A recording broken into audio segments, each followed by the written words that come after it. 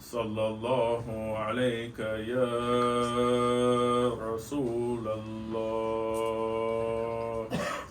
Sallallahu aleyke ve ala ahle beytikel medlumin.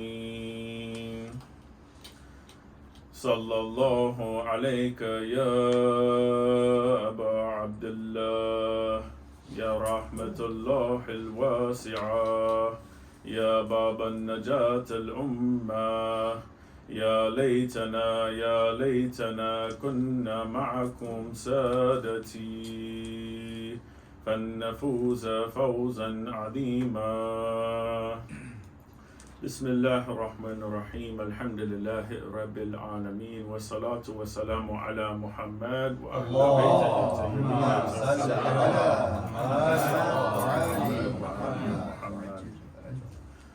قال الله في كتاب الكريم بسم الله الرحمن الرحيم إنما المؤمنون إخوة فأصلحوا بين أخويكم واتقوا الله لعلكم ترحمون. Allah-u Teala Kur'an-ı Kerim'de şüphesiz müminler birbiriyle kardeştirler. Öyleyse dargın olan kardeşlerinizin arasını düzeltin. Allah'tan sakının ki size acısın. So last night we were discussing brotherhood, and one of the rights of the brotherhood that we're going to talk about is treasuring the friendship of your brother in faith. Good friends are very hard to find in these days, and we see that our Prophet Rasulullah sallallahu alaihi wasallam, he said two of the most uncommon things in Akhir Zaman, or the last days, are finding a trustworthy friend and a legal gotten dirham, legal money. He also said that during the end of the times, for the reappearance of Imam Zaman, Ajallah Ta'ala Farajahu Sharif, one of the signs that he is coming, that he is near, is that the people will pretend like they are friends with each other, but they will have ill will or bad feelings in their hearts towards one another. This is one of the reasons that is highly recommended to recite this dua from Quran. ربنا اغفر لنا ولإخواننا الذين سبقونا بالإيمان ولا وتجعلوا في قلوبنا غل الذين آمنوا ربنا إنك رؤوف رحيم. It says, Lord, forgive us and those who went before us, and take out of our hearts any bad feelings that we have for the believers. Lord, you are the compassionate and the most merciful. Dün gece kardeşlik üzerine konuşuyorduk. Kardeşliğin gerekliliklerinden biri de din kardeşinin dostluğuna değer vermektir. Peygamber Efendimiz sallallahu aleyhi ve aleyh, ahir zamanda en nadir bulunan iki şey güvenilir bir dost ve helal yoldan kazanılmış bir dirhemdir buyurduğunu, gördüğümüz gibi iyi dostlar bulmak zordur. Ayrıca ahir zamanda İmam Zaman Aleyhisselam'ın zuhurunu yakın olduğunu, alametlerinden birinin de insanların dost gibi görünüp kalplerinde birbirlerine karşı kin ve düşmanlık beslemeleri olduğunu söylenmiştir. Bu duanın Kur'an'dan okunmasını şiddetle tavsiye edilmesinin bir nedeni de budur. Allah-u Teala Kur'an-ı Kerim'de Rabbimiz bizi ve bizden önce inanmış olan kardeşlerimizi bağışla. Kalbimizde müminlere karşı kin bırakma. Rabbimiz şüphesiz sen şefkatlisin, merhametlisin derler. Amir al-Mu'minin Ali ibn Abi Talib alayhi salam, he said, when the friends are counted, we find them a large in number. But the friends who come to one's help when you need them, they are very few. And when we look around today, we see this every day. How many people think to yourself that you consider that your friends, but then take that number and think about it. How many people would truly be there for you when you need it? Then you come to realize that a lot of people claim to be our friends, but there are only a few that we can actually depend on in a crisis situation. İmam Ali Aleyhisselam şöyle buyurmuştur. Dostlar sayıldığında sayıca çokturlar. Ancak şiddetli ihtiyaç halinde kişinin yardımına koşan dostları çok azdır. Bunu Her gün görüyoruz. Kaç kişiyi arkadaşınız olarak gördüğünüzü düşünün ve sonra bu sayıyı alıp kendinize sorun. Bu insanlardan kaçı ihtiyacım olduğunda gerçekten yanımda olur? Birçok insanın arkadaşınız olduğunu iddia edebileceğini, ancak bir kriz durumunda gerçekten güvenebileceğiniz çok az insan olduğunu fark edeceksiniz. Imam Ali alayhi salam said, a friend cannot be considered a true friend unless he's tested on 3 occasions: in the time of need, behind your back, and after your death. So in order to be considered a true friend of the other one, we need to be there for each other when in the times of need, which means that we need to be dependable for each other as a community. We need to be there for each other in the times of the absence, he says, behind your back, by defending the rights and the honor of our brothers and sisters in faith. Lastly, he says a quality of true friendship is to be there for them after their death. But how can you be there for your friend after he's already died? He's gone. This is, arranging their funerals, attending their funerals, setting up annual majalis, for example, in their name, making dua for them, praying for them, fatiha for them, these type of things. Give sadaqah for them. This is being a friend for them even after their death.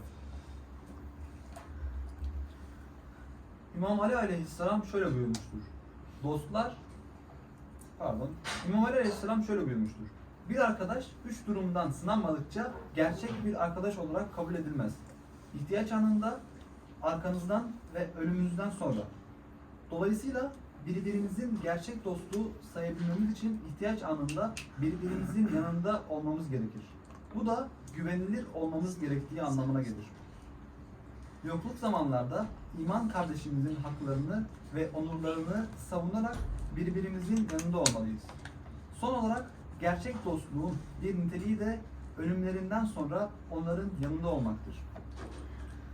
Bu, cenazelerinin düzenlenmesine yardımcı olmak, cenazelerine katılmak, onlar için dua etmek, adlarına yıllık mevlütler düzenlemek ve benzeri faaliyetler anlamına gelir. Our Prophet Rasulullah sallallahu alaihi wa alihi, he taught us how to interact with people, with our friends. He said, when a man comes to see you, ask him his name, ask him where he lives. Asking these type of questions will foster friendship between you and him. So from this we learn that we have to get to know each other. We have to ask each other questions.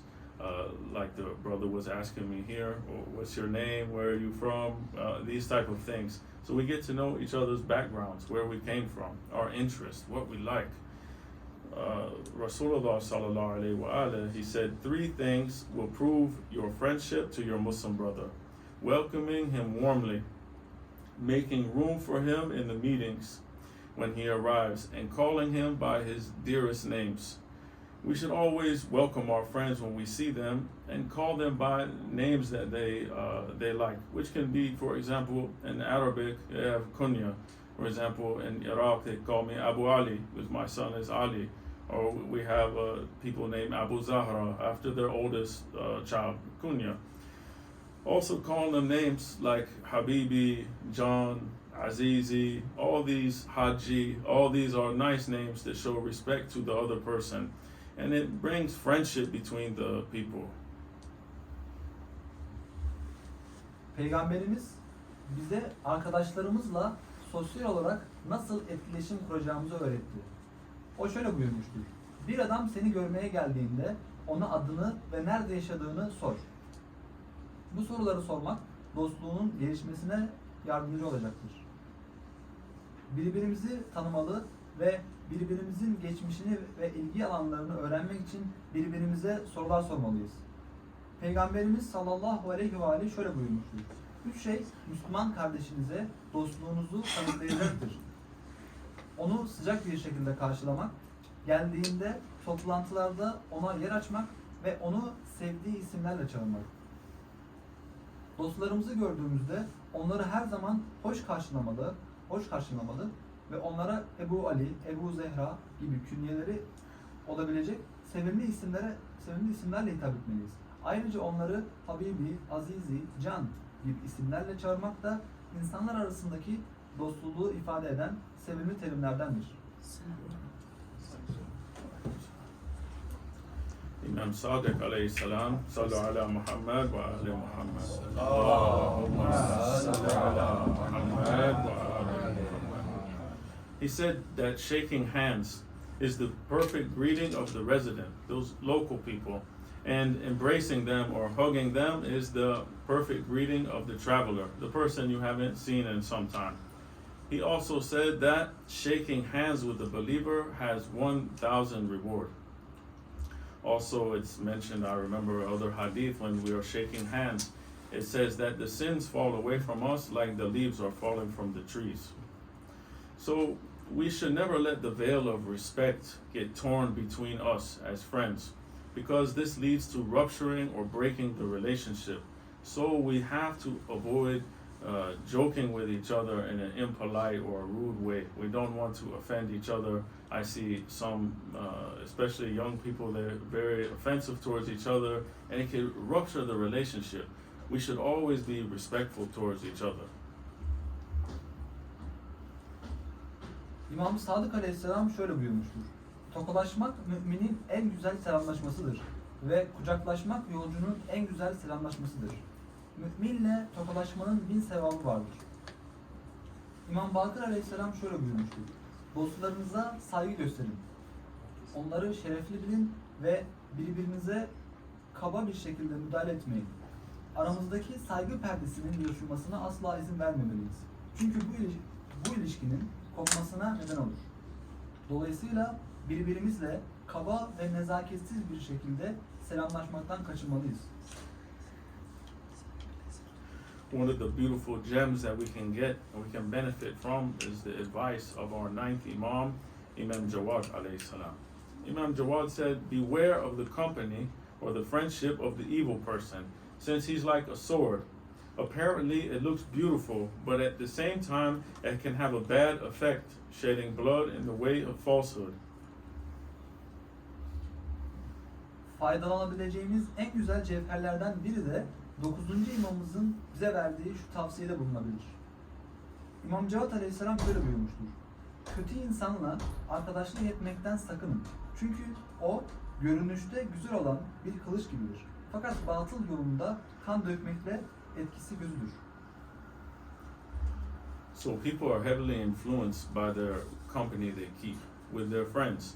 Friends can either influence someone to do great things, they can motivate them, encourage them, or they can drag them down to do unspeakable crimes that they would have never thought to do in their wildest dreams. How many times have we seen people, when they commit crimes, they ask them why they did it. They say that their friends put them up to that. And they did it and they were influenced by them because they wanted to impress their friends. Peer pressure is a very serious issue with the youth. Especially, they have to deal with this a lot. So they should be well equipped with the knowledge of Islam, knowledge of Quran, sayings of the Ma'sumin, the Imams, and sayings of Ahlul Bayt alayhimus salam, so that this way they'll know how to counter those things when they're faced with them. When they are faced with peer pressure, they'll know the tactics of the other side, and they'll be able to repel them with narrations of Ahlul Bayt alayhimus salam, and they won't make those bad decisions. So with all this being said that we mentioned, we see the importance of choosing our friends wisely. İnsanlar birlikte oldukları arkadaşlarından büyük ölçüde etkilenirler. Arkadaşlar birbirlerini etkileyip harika işler yapmaları için motive edebilir ya da birbirlerini hayal bile edemeyecekleri suçları işlemeye sürükleyebilirler. Kaç kez suç işleyen insanların bunu neden yaptıklarını sorulduğunda arkadaşlarının kendilerini buna zorladığını ya da etkilediğini söylediklerini gördük. Akran baskısı özellikle gençlerin başa çıkması gereken ciddi bir konudur. İslam bilgisi ve peygamberler hanedanından yanılmaz rehberlerin sözleriyle iyi bir şekilde donatılmalıdırlar. Böylece başkalarının insanları kötü kararlar almaları için, etkilemek için kullandıkları taktiklerle nasıl karşı koyacaklarını bilecektirler. Tüm bunlarla birlikte arkadaşlarımızı akıllıca seçmemiz büyük önem taşımaktadır. So did the Imams tell us who we should befriend, who we shouldn't be friends with? Imam Bakr alayhi salam, he mentioned certain class of people. He warned us not to make friends with these type of people. If we see these type of people, to be careful. He said, do not approach or make friends with the foolish people, the misers, people who are stingy, the cowards or the liars. Fools will harm you instead of benefiting you. Misers will take things from you and not give you anything in return. Cowards will run away from you. Liars will testify but will not tell the truth. So we have to do our utmost to examine the people that we meet, the people that we associate with, and make sure they don't have these negative qualities so that we don't get harmed by them and we don't face the negative impacts of those type of people. İmam Bakır Aleyhisselam aşağıdaki rivayette bazı sınıf insanlarla dostluk kurmamamız konusunda bizi uyarmaktadır. Ahmaklarla, cimrilerle, korkaklarla ve yalancılara yaklaşmayın ve onlarla dostluk kurmayın. Ahmaklar size fayda yerine zarar verirler. Cimriler sizden bir şey alırlar ve karşılarında size bir şey vermezler. Korkaklar sizden kaçacaktır. Yalancılar tanıklık edecek ama doğruyu söylemeyeceklerdir. Olumsuz etkilerinden zarar görmemek için birlikte çalıştığınız insanları bu olumsuz niteliklere sahip olmadıklarından emin olmak amacıyla incelediğimizden emin olmak için elimizden gelenin en iyisini yapmalıyız. So what is the criterion for friendship? We have any riwayat about this in this regard? We found a beautiful narration from Rasulullah sallallahu alaihi wasallam that he quoted from Isa alayhi salam. He said to his disciples, sit with someone who upon seeing them makes you remember Allah. His logic adds to your logic. He adds to your knowledge. And his practice makes you want to go for the hereafter. Dostluğun ölçütü nedir? Bu konuda takip etmemiz gereken İslami gelenekler var mı? Peygamber Efendimiz Hz. Muhammed'in sevgili peygamber Meryem oğlu İsa'nın havarilerine şöyle dediğini aktardığı güzel ve aydınlatıcı bir hadiste buluyoruz.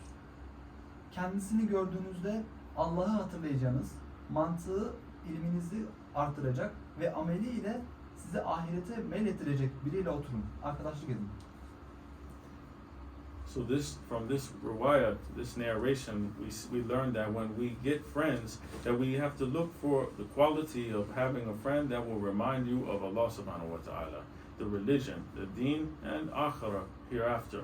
It's very important because when you have a friend that's conscious of Allah, they'll remind you if one gets distracted by something else.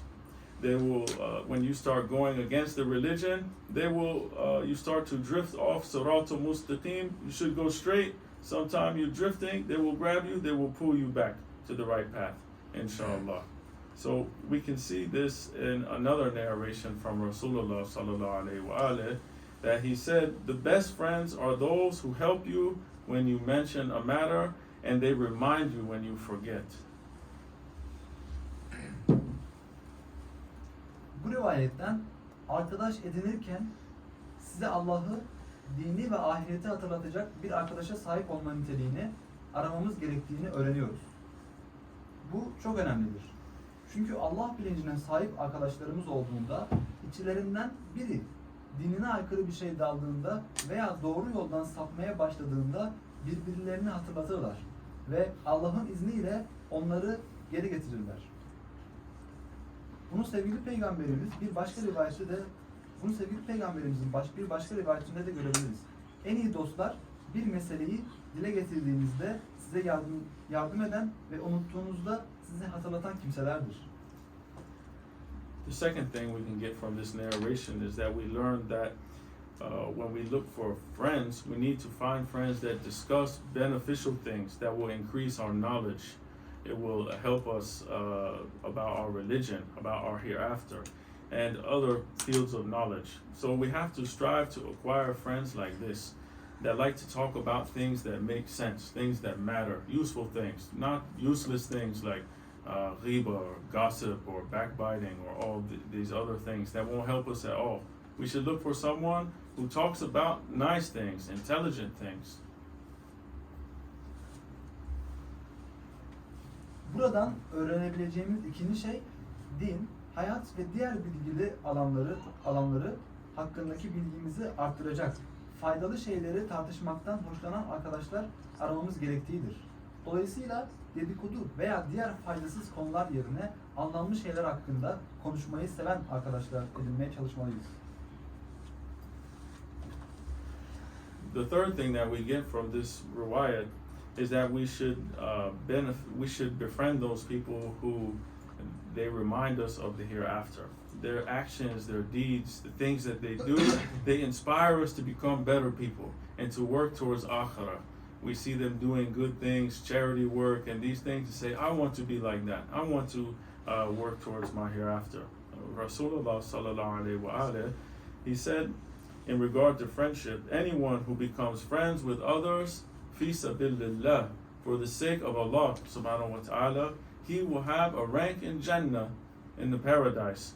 So from this we see that the key quality in seeking friendship with people is to become friends for the right reasons. People usually become friends based on some sort of benefit that they get between each other, whether it's materialistic, political affiliation, status, wealth, money. All these things are superficial, they are useless. They will fade away, and it's not a good, solid foundation for true friendship.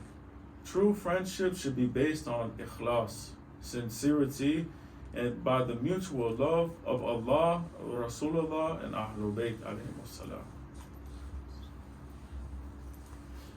Bu rivayetten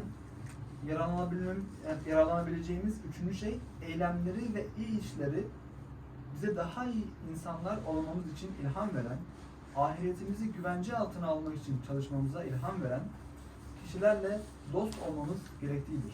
Peygamber Efendimiz sallallahu aleyhi ve aleyh dostluk konusunda şöyle buyurmuştur. Kim Allah rızası için başkalarıyla dost olursa cennette bir derece elde eder.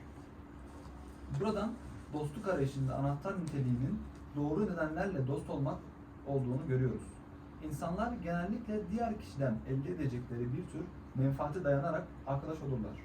Bu menfaat ister maddi, ister siyasi aidiyet, statü, zenginlik ve benzeri olsun.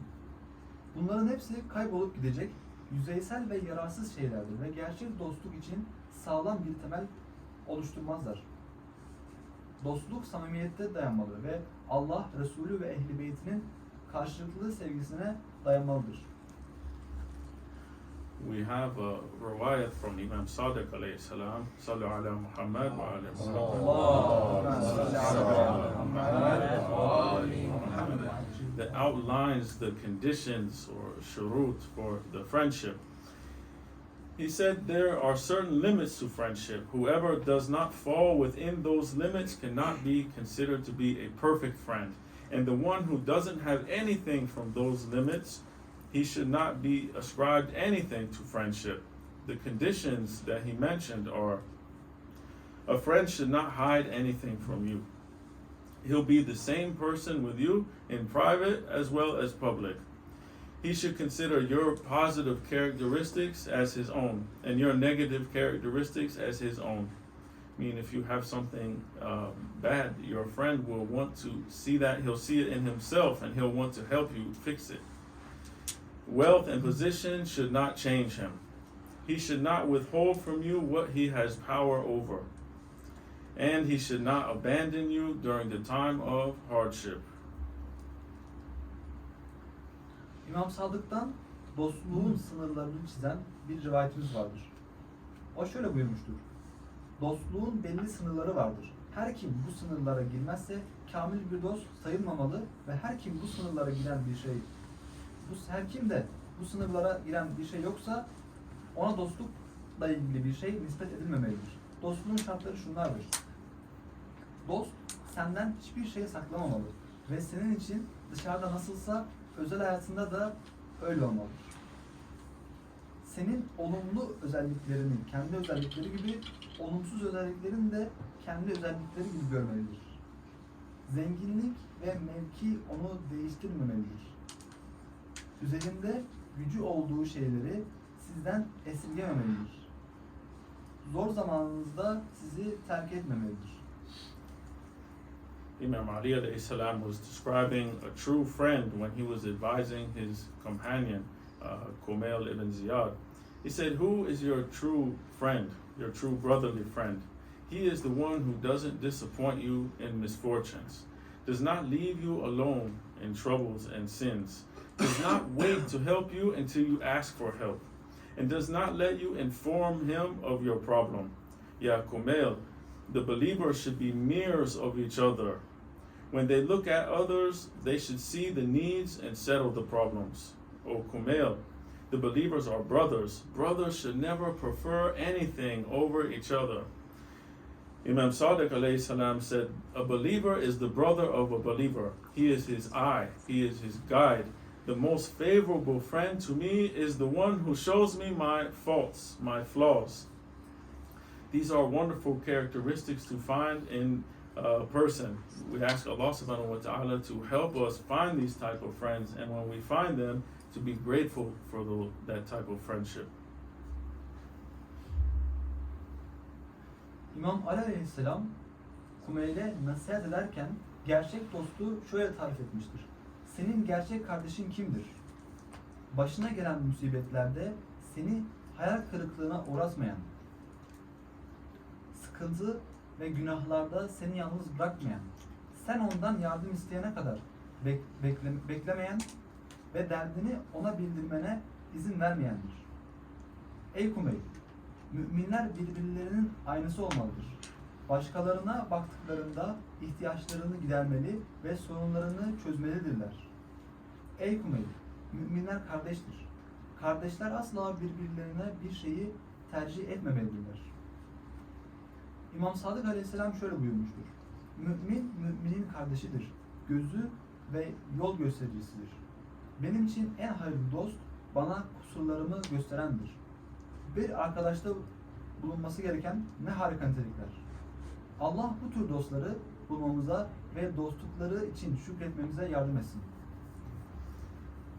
We have to treasure the friendship between each other, between our brothers. We see that Amir al-Mu'minin, Ali ibn Abi Talib alayhi salam, he said, "Unfortunate is the one who cannot find a few sincere friends during his lifetime. And even more unfortunate is the one who got those good friends, but then he lost them through his deeds and his actions." It's hard enough to find someone with these qualities that we mentioned in this majlis to be considered a true friend. So if we find them, we have to be careful not to drive them away by behaving badly with them. Imam Ali alayhi salam said, if you consider someone to be your friend, don't dispute with them, don't argue with them, don't be hostile to them, don't ridicule them or make fun of them, don't quarrel or argue with them, don't make indecent jokes with them, don't hold them in contempt or consider him to be lower than you, and don't claim precedence and supremacy over him. Don't think that you are better than him. Kardeşlerimizin dostluğuna değer vermeliyiz. İmam Ali Aleyhisselam'ın şöyle dediğini görüyoruz. Hayatı boyunca birkaç samimi dost edinmeyen kişi ne talihsizdir. Ve daha da talihsiz olan onları kazanıp sonra yaptıklarıyla kaybeden kişidir. Gerçek bir dost olarak kabul edilecek niteliklere sahip birini bulmak yeterince zordur. Bu yüzden onlara kötü davranarak onları uzaklaştırmayalım. İmam Ali Aleyhisselam şöyle buyurmuştur. Eğer bir kimseyi dost olarak görüyorsanız onunla tartışmayın. Ona düşmanlık etmeyin. Onunla alay etmeyin. Onunla kavga etmeyin. Onunla uygunsuz şakalar yapmayın. Ve onu hor görmeyin. Onu aşağı görmeyin ve onun üzerinde öncelik ve üstünlük iddia etmeyin. May Allah subhanahu wa ta'ala grant us the ability to secure good and sincere friendship for His sake. We ask that He protects us from acquiring the evil friend that Imam Jawad alayhi salam described, that was like a sword which deceives one by its beauty, but in reality can lead to destruction. We ask Allah subhanahu wa ta'ala that He grants us true and sincere friends whom we consider as our brothers. Allah hepimize kendi rızası için iyi ve samimi dostluklar kurabilmeyi nasip etsin. İmam Cevad'ın güzelliğiyle insanı aldatan ama gerçekte helakimize yol açabilecek bir kılıç olarak tanımladığı kötü arkadaş edinmekten bizleri korumasını diliyoruz. Allah'tan bize kardeşlerimiz olarak görebileceğimiz gerçek ve samimi dostlar nasip etmesini diliyoruz. Now that we know how we should treat each other as friends, this right is an obligation on each other.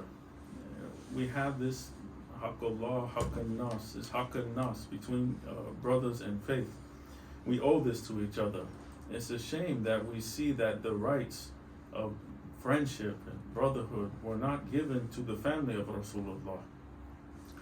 They didn't even honor the granddaughters of Rasulullah, such as Ruqayya, the young daughter of Imam Hussein alayhi salam. Artık birbirimize dost olarak nasıl davranmamız gerektiğini biliyoruz. Bu meclis her mümin diğer mümin kardeşine nasıl bir yükümlülüdür.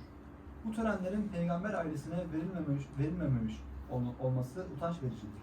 İmam Hüseyin'in genç kızı Rugayye gibi peygamber torunlarına bile saygı göstermediler.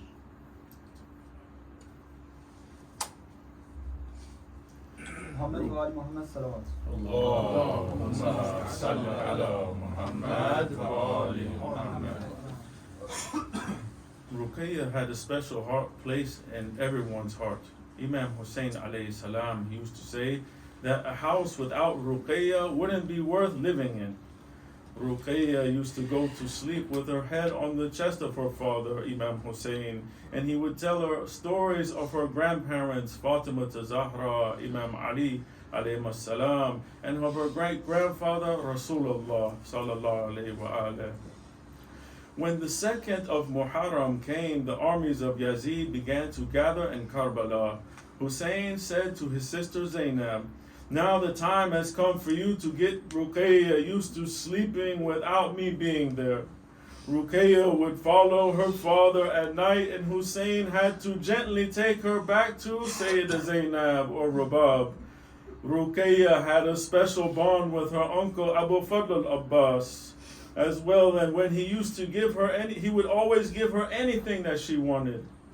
Now it was killing him to see her so thirsty. Ruqayya heard the cries of the other children due to their thirst. Al-Atash, Al-Atash could be heard from the camps of Imam Hussein, Ya Abu Abdullah. She brought her container for the water to Abbas and requested him to get some water for these thirsty children. They all waited patiently with parched lips for Abbas to return with the water. But when she saw Abu Abdullah bringing back the blood-drenched flag, she knew her uncle had become Shaheed. And from that day onward, she never complained of thirst again. Imam Hussein stands in the center of the camp and he cries out his last farewell to the ladies. The ladies and the children weep and wail as they say farewell to Imam. Wa Husayna wa Musibata. Imam walks towards his horse. There's no one left to help Abu Abdullah get on his horse. Sayyidah Zainab steps forward. She holds the reins as the Imam gets on the horse. The horse moves a few steps and then Zuljana, it stops. Imam Hussein tells the horse to move, but it stands still. It's looking at its hind legs. Imam turns his head. Who does he see? He sees Ruqayya holding on to the horse's leg, saying, "Oh horse, don't take my father away from me. Don't let them make me an orphan." The Imam, he dismounts. He says, "Ruqayya, you are the great-granddaughter of Rasulullah. I love you so much that if you tell me don't go, I won't. But then Islam will be destroyed. How will you or I be able to face Rasulullah on the day of judgment?" Fighting back her tears, the 4-year-old Ruqayya says farewell to her father. She hugs her father one last time, hugging the chest that she used to rest her head on as she would fall asleep, not knowing that this same chest of her father would be trampled by the hooves of the enemy horses. Wa musiba wa wayla. When the caravan finally reaches Damascus, all the members of Ahlul Bayt were imprisoned in the dungeons of Yazid. In the middle of the night, Ruqayya woke up screaming. She was crying. Her crying and wailing, it woke up everyone. Zainab rushed to her side to try to console the young child. She said, "My beloved child, how often that I told you it was the last wish of your father that you should endure all the sufferings that you're inflicted with taslim to the will of Allah." The child tried to control herself. She said, "Dear auntie, I know that, but in my dream I saw my father, Abu Abdullah. He came to me and said, 'Ya Ruqayya, you've suffered enough. My darling, the days of your suffering are now over. I have come to take you with me. Come with me, Ya Ruqayya.'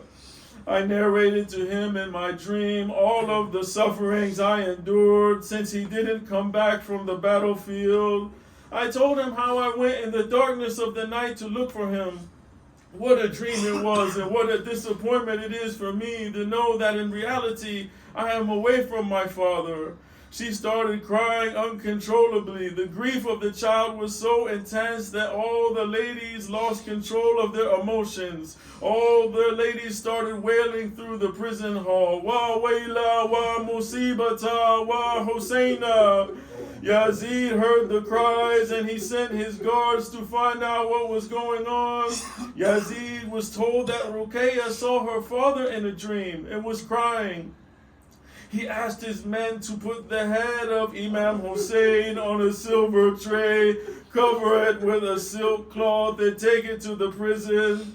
Yazid's men entered with the covered tray. They put it before Ruqayya. She said, "I'm not hungry. I don't want any food. I only want to see my father Hussein. Why has he left me after promising me that he wouldn't leave me for long?" One of Yazid's attendants removed the cloth from the tray, and Ruqayya saw the face of her father, Abu Abdullah, the face that she kissed 1,000,000 times. It was the same dear face, although his beard was smeared with blood. With a cry, Ruqayya flung herself on the tray. She snatched the head from the tray, hugging it to her heart. In indescribable grief, she bent down over the head of her father, putting her small cheek against the cheeks of her father, as she used to do when he was alive. Within a few moments, her sobs and her crying stopped. So did her heartbeats. When Sayyida Zainab saw the child lying motionless on the head of her father, she went over to her and whispered with tears in her eyes, "Ya Ruqayya, how long will you lie on your father's head?" She touched her hand only to find that Ruqayya had gone with her father, never to return to this world, where she had known nothing but tortures and torments since the day she became an orphan. She realized that her father Hussein had kept his promise and given to the child in her dream not to leave her alone in this prison cell. How was Ruqayya buried? Zainab held the still child as Imam Zain al-Abidin. He dug a grave in the cell. As the grave was being filled up after the burial, the mother let out a scream, "Wa wayla!" How could anyone console Rabab? What could they say? They huddled around her and the prison walls began to shake with the cry, "Ya Ruqayya, Ya Madluma!" Rabab put her cheek on Ruqayya's grave and cried out, "Speak to me, Ya Ruqayya. Just one word, my child. I'm begging you, just speak to me one last time." Inna lillahi wa inna ilayhi raji'un. Assalamu alayka ya Aba Abdullah wa ala al-arwah allati hallat bifana'ik عليك مني سلام الله أبدا ما بقيت وبقي الليل والنهار ولا جعله الله آخر العهد مني لزياراتكم السلام على الحسين وعلى علي بن الحسين وعلى أولاد الحسين وعلى أصحاب الحسين يا حسين Muhammed ve Ali Muhammed salavat. Allahümme salli ala Muhammed ve ali Muhammed.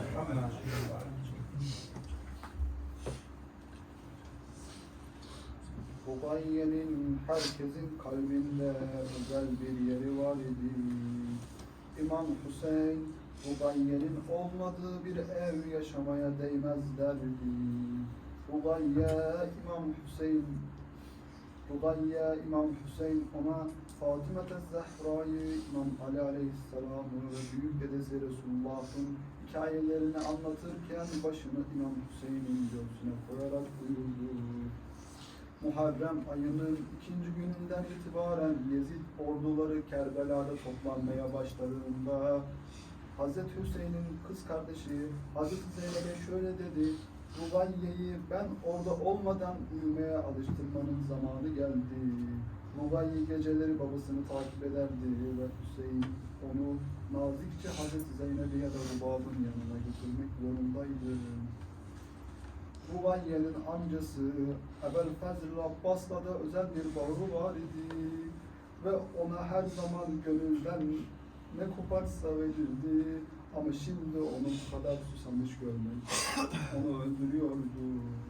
Rubayye diğer çocukların susuzluktan dolayı attıkları çığlıkları duydu. El-Ataş, El-Ataş. İmam Hüseyin'in kampından duyuluyordu. Su kabını Ebu'l-Fazl Abbas'a götürdü ve ondan çocuklar için biraz su getirmesini istedi. Hepsi Abbas'ın suyuyla dönmesini kavrulmuş dudaklarıyla sabırla beklediler. Ama İmam Hüseyin'in kan bulanmış bayrağı geri geldiğini görünce amcasının şehit olduğunu anladı ve o günden sonra bir daha susuzluktan şikayet etmedi.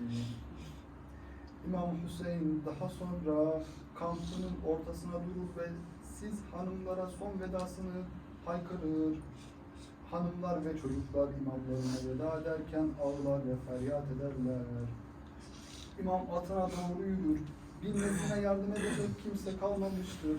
Hazreti Zeynep öne çıkar. İmam ata binerken dizinde tutar. At birkaç adım hareket eder ve sonra durur. İmam Hüseyin atı hareket etmeye zorlar ama at arka ayaklarına doğru bakarak hareketsiz durur. İmam başını çevirir Rubayye'nin atını. Atın bacağına yapışmış yalvardığını görür. Ey at! Babamı benden alma, beni yetim bırakmalarına izin verme. İmam atından iner, diyor ki Rubayye, sen Peygamber Efendimizin büyük torunusun. Seni o kadar çok seviyorum ki eğer bana gitme dersen gitme. Ama o zaman İslam yok olur. Kıyamet gününde sen ve ben Peygamber Efendimizin yüzüne nasıl bakacağız? Gözyaşlarını tutamayan 4 yaşındaki Rubayye babasına son bir kez sarılarak veda eder. Uykuya dalarak başını yasladığı göğsüne sarılırken aynı göğsün düşman atlarının toynaklarıyla çiğneneceğini bilmiyordu.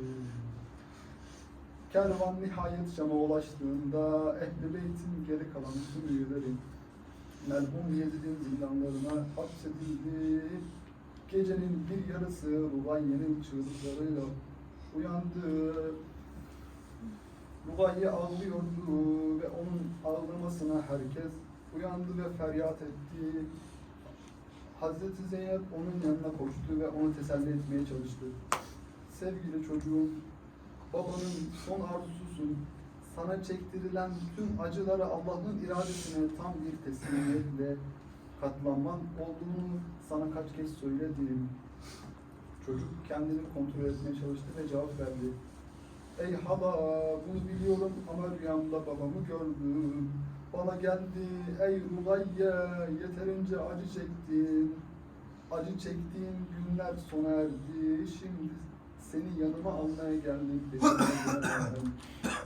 Rüyamda ona savaş alanlarından geri dönmediğinden beri çektiğim tüm acıları anlattım. Karanlık gecede onu aramaya nasıl gittiğimi anlattım. Bu nasıl bir rüyaydı ve gerçekte sevgili babamdan uzakta olacağımı bilmek benim için ne büyük bir hayal kırıklığı. Bunu söylerken hunharca ağlamalara boğuldu. Çocuğun kaderi o kadar çok yoğundu ki tüm kadınlar duygularının kontrolünü kaybetti ve feryatlar tüm harabeden duyulmaya başlandı. Melun Yezid ağlamaları duydu ve neler olup bittiğini öğrenmeleri için muhafızları gönderdi. Yezid'e Rugayye'nin babasını rüyasında gördü ve hunharca ağladığını söylendiğinde adamlarından Hazreti Hüseyin'in o mübarek başını gümüş bir tepsiye koymalarını, üzerine ipek bir kumaşla örtmelerini ve hapishaneye götürmelerini istedi. Yezid'in adamları örtülü tepsiyle içeri girmek istiyorlardı. Rugayye'nin o tepsiyi Rugayye'nin önüne kadar koydular. Rugayye haykırdı. Ben aç değilim ve yemek de istemiyorum. Sadece babamı görmek istiyorum. Beni uzun süre terk etmeyeceğine dair söz verdikten sonra neden beni terk etti? Yezid'in hizmetkarlarından biri tepsideki örtüyü kaldırdı ve Rugayye'nin babasının yüzünü milyonlarca kez öptü, o yüzünü gördü. Rugayye, ey baba, kim sakalını kana buladı dedi. Kim o mübarek başını bedenimden ayırdı dedi. Ya Rugayye, ya Rugayye. İlk yolu katarak kendisini üzerine attı ve o mübarek başını kalbine bastı. Tarihsiz keder içinde başının üzerine eğildi ve küçük yanaklarını babasının yanaklarına dayadı. Tıpkı babası hayattayken yaptığı gibi birkaç dakika içinde hıçkırıkları kesildi ve kalp atışları da hızlandı. Hazreti Zeynep babasının başında hareketsiz yatan çocuğu görünce yanına gitti ve gözleri yaşlı bir şekilde "Ey Rugayye, daha ne kadar babanın başında yatacaksın?" diye fısıldadı. Rugayye'nin eline dokunduğunda yetim kaldığından beri işkence ve eziyetten başka bir şey bilmediği bu dünyaya bir daha dönmemek üzere babasıyla birlikte gittiğini gördü. Sevgili babası Hazreti Hüseyin'in rüyasında çocuğa verdiği, ona harabede bırakmayacağını dair sözünü tuttuğunu fark etti. Rugayye nasıl gömülmüştü?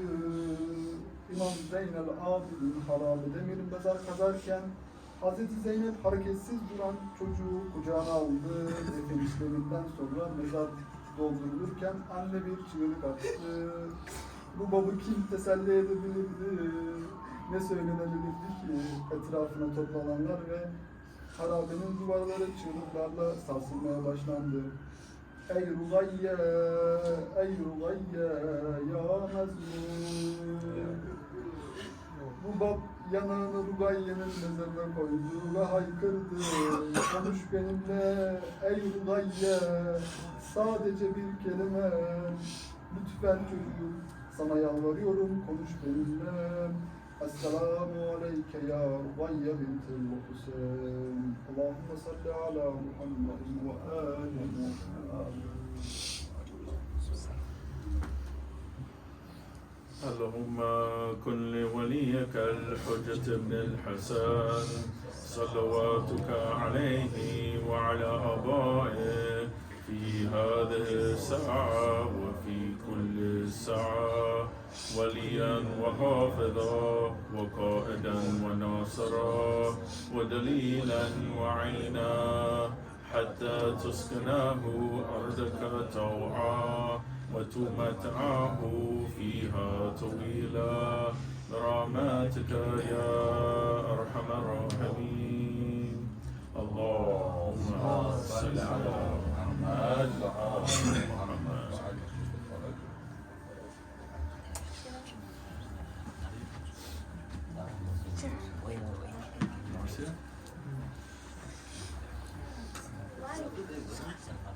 Sen şurada çek fazla. Elden almaz aşıkın sabrini, elden almaz. Can Hüseyin, Can Hüseyin, Can Hüseyin, Can.